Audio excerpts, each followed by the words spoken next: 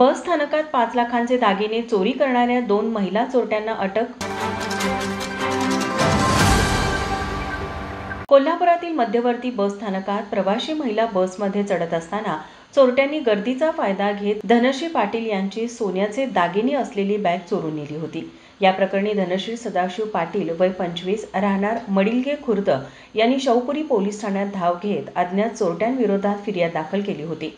या प्रकरणी पोलिसांनी मध्यवर्ती बसस्थानक परिसरातील सीसीटीव्ही फुटेजच्या आधारे शुभांगी भगवान पवार वय 36, मंजुळा सुनील पवार वय 32 दोघे राहणार कारवे या दोघींनी धनश्री पाटील यांच्या बॅगेतील 5,30,500 रुपये किमतीचे 6 तोळे सोन्याचे दागिने चोरी केली असल्याची कबुली पोलिसांना दिली.